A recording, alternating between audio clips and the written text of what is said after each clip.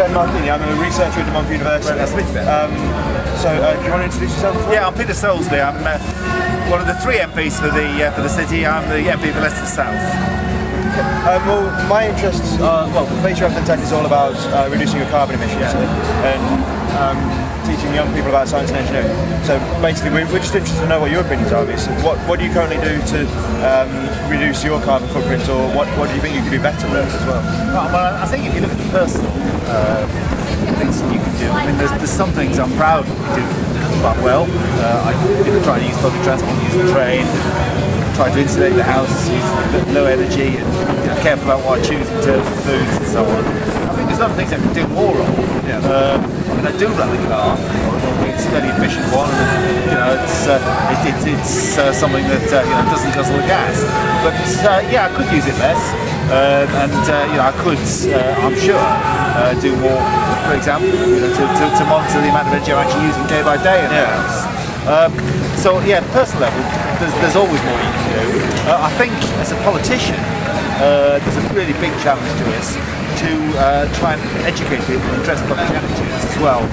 I had the privilege during the last Parliament to be a member of the Environment Select Committee in the Commons, and of course that gave us a chance to look at the development of the Climate Change Bill before it became an Act.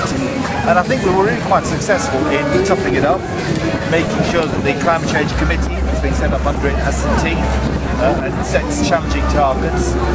And I think that we've also strengthened the way in which governments, both government and future governments, have to report on their progress.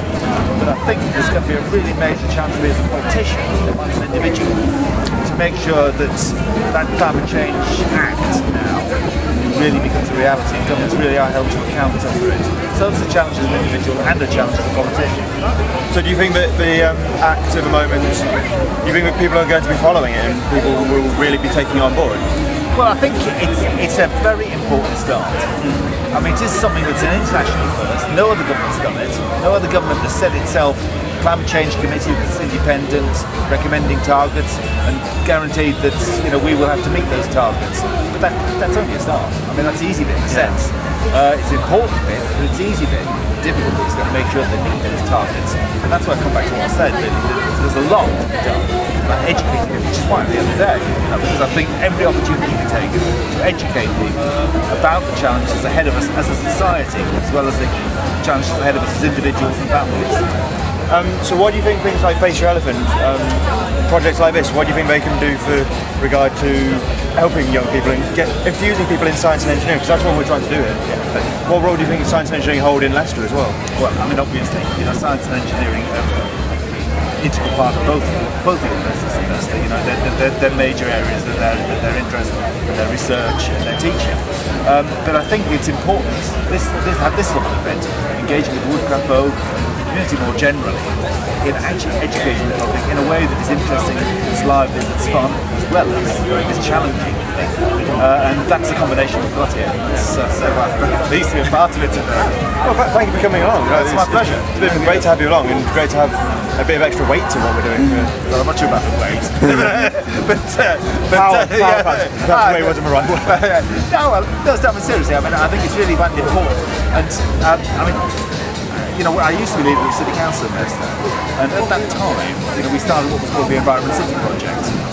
And I think that there's a challenge for us as a city to revitalise that initiative and to look at ways in which we as a community in the city can raise the profile and support the sort of work DMU are doing, we've both doing here, and the way in which it's possible to actually popularise these issues, make people aware of what they are, and also make them aware of how they can respond to the challenges.